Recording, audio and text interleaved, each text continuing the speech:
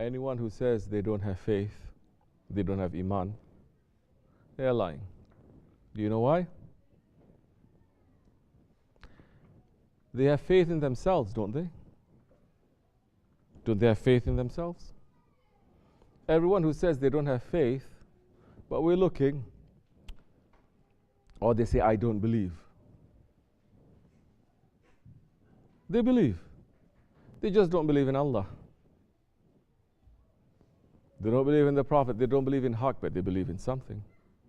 There's no such thing as a neutrality in this world. They say, I don't have an iman. They have iman, but they only have iman in themselves. They have faith only in themselves. Or they have faith in a doctor. Or they have faith in their family. Or they have faith in their children. Or they have faith in this political system. Yeah, right. Or they have faith in money. Or they have faith that happiness will solve everything. Everybody believes in love, don't they? You ever met a person who says, no, I don't believe in love? So they all have faith. They all believe in something. Belief is something that Allah subhanahu wa ta'ala has put into the heart of man. They believe. It is inside of a man to believe.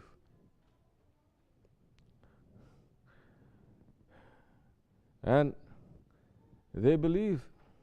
When they don't believe in the things that they should be believing in, but then they start believing in things that they shouldn't be believing in, that's when the whole problem starts. Because nothing that we have is ours. This life is not ours. It is given to us. This breath is not ours. It is given to us. There is an originator. If it belongs to us, if we are in full control of it, then the man may say, I want to enter into this world not as a man but as a woman. Woman may say not as a woman but as a man. Some may say not black, white. Everyone is going to say, I want to be rich. Maybe. If you are in control, but you're not in control. Your breath is not being controlled by you. Which is why to be conscious of your breath, to know, to breathe in, not just to be conscious, to know, oh, I breathe in, I breathe out. No. Whether you're conscious or not conscious of your breath, it's happening without your control. But when you are conscious that you're breathing in and you're remembering the one who has given you breath, the one who gave you from his holy breath to you, once you remember that, that is completely different. Then that breath becomes holy. Breathing in, because you're breathing in with the remembrance of Allah, and you're breathing out with the remembrance of Allah. That time, that one is not a prisoner between two breaths. We all are prisoner between two breaths. The one who says he controls his breathing, they will say, then don't breathe. If you say you control it, then don't breathe. Or just breathe in. Whole time breathing in. Or just breathe out. Or, what happens when we sleep? Are we controlling our breath then? What happens when we are unconscious? Are we controlling our breath? So there is someone who is controlling us. And man has been given that secret to find out the reason for his creation. To discover. And to discover the reason of his creation, to go deep into it.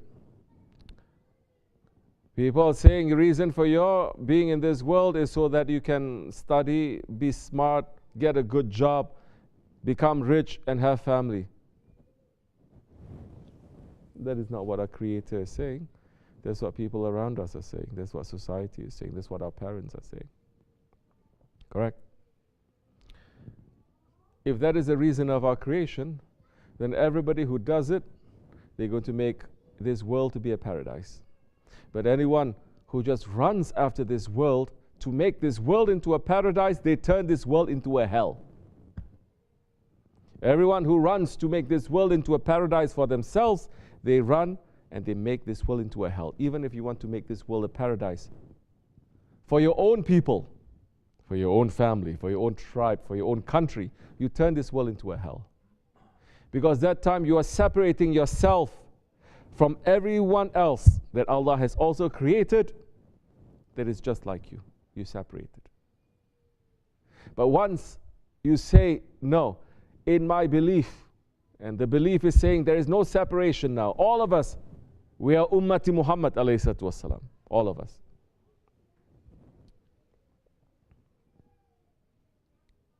There is no separation. I cannot say, it's okay, I should not cheat my people, but I can cheat your people. You shouldn't cheat the believers, but you can cheat and lie and fool the unbelievers. That person is not following the sunnah of the Prophet ﷺ, and that person is practicing things that is outside of Islam. Because Prophet ﷺ, he was not sent to the Muslims. Correct? Because he was the only Muslim. He was sent to the whole ummah.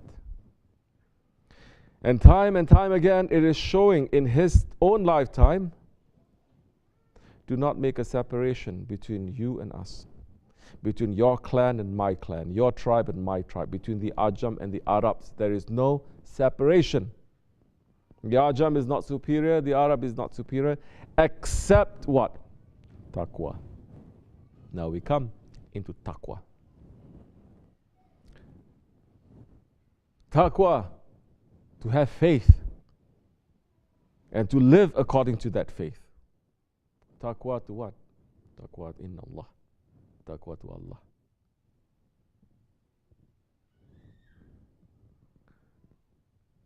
Person doesn't believe in anything, he believes in himself. So that belief is there. That belief, the search for the belief and search for the originator of that belief. Search for the creator is not given to anything else, no other creature in the world except to man, because he has been created to search and to find his Lord and to discover his Lord and to know his Lord and to worship his Lord. This is the reason of our creation.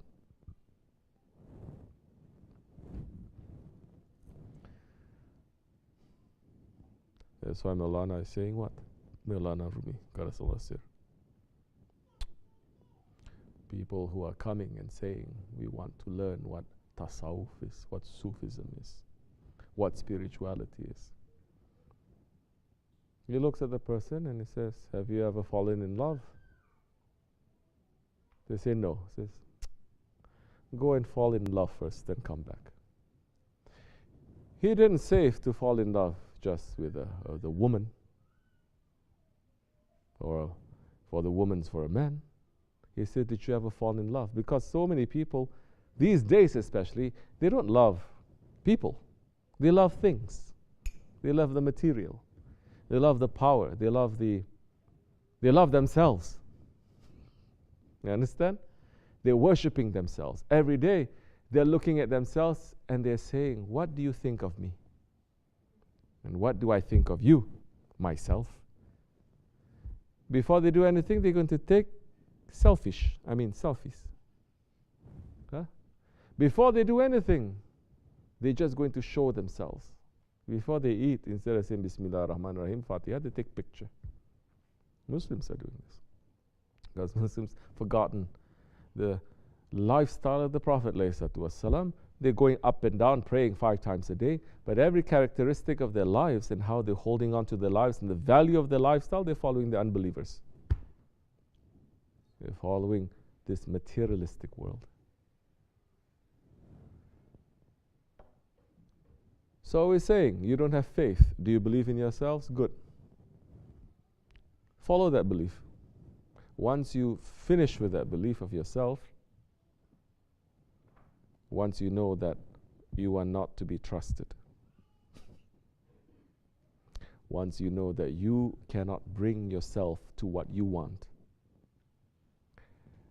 that time come back to us. We will show you another way. You're not satisfied, go ahead and do it. Until you hit your head against a brick wall, you are never going to be satisfied, because you think there is something, there is something, there is something. You say there is nothing. You're not going to believe. Go ahead. Run. Run. Charge. Break your head. Then you realize, oh, now you wake up. Good. Now come. You want to come? Come. Now come. We will teach you. Couple of things. It's not us. It's not our teachings. It's our sheikhs. It is our grand sheikhs. It is our prophets coming from Allah.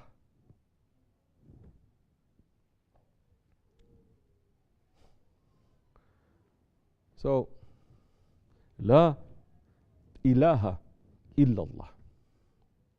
There is no ilah except for Allah. There is nothing deserving of worship. If you still have not discovered the ilah is you, yeah, then you haven't made one step in tariqat. That ilah, don't look outside. That ilah is you. You understand? You are challenging Allah. You are declaring your own power against Allah's power. You are declaring you exist the way that Allah exists. That is a shirk. That is a hidden shirk. Tamam. So now, we are here in tariqat because Allah subhanahu wa ta'ala is showing for the ummah to believe in Allah, first they have to believe in the Prophet ﷺ. Correct? Showing. Now, to come to Allah, to have proper belief in Allah, not just any belief. So many people say we believe in God, we believe in Creator, but they have a proper belief in Allah, then that time you have to follow the one that Allah has sent. And once you start following the one that Allah has sent, slowly you start to have taqwa, you start to have that shahadat.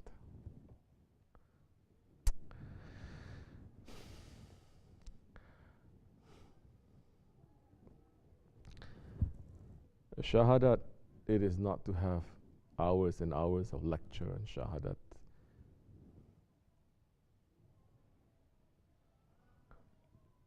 Or to have so much talk and akidah.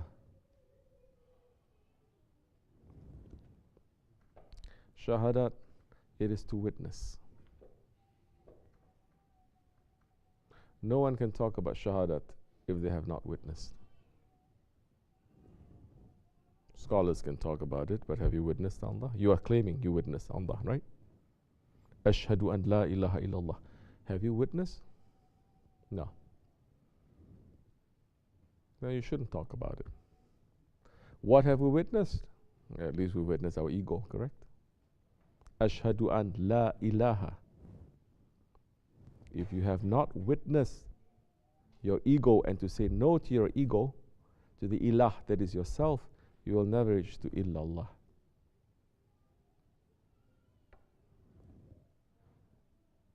So our Shaykh is keeping us busy with that. The Naqshbandi way must keep us busy with that, to remove the veils between us and Allah, to be able to move to Allah. Don't be busy with what is behind those veils. How Allah is, what is His Zat, what is His Dat. Be busy with removing the veils. That is Allah's business, as He is. Your business is to remove the veils so that you can witness. And may Allah increase our iman, increase our knowledge, and increase our shukr and our protection in this holy month. Yes, every month is holy. Don't say, oh, Safar is a cursed month. No. Safar is a holy month. The curses are coming down on that, but if you're treating this month holy, if you're making more zikr, because people, when they hear it's a holy month, they run to make zikr, they run to recite Quran, correct? They run to make more namaz. That's what makes the month holy, correct? When they hear some month is holy, that's what we're running to do. If you're running to do that in this month of Safar, this month will be holy to you. There will be a protection, inshallah. May Allah forgive me and bless you, inshallah, for the sake of our Shaykh Sahib al-Saif, Shaykh Abdul Karim al-Kabri Rabbani, for the sake of Sultan al-Awliya, Shaykh Maulana Muhammad Nazim al-Alqani. May Allah increase their stations and always have their feet on our necks. May we always be strong and continue in this way. May all the strong people come. May all those ones who are two-faced and who are making a fitna, may they leave from us, inshallah. Wa min Allahu tawfiq al-Fatiha.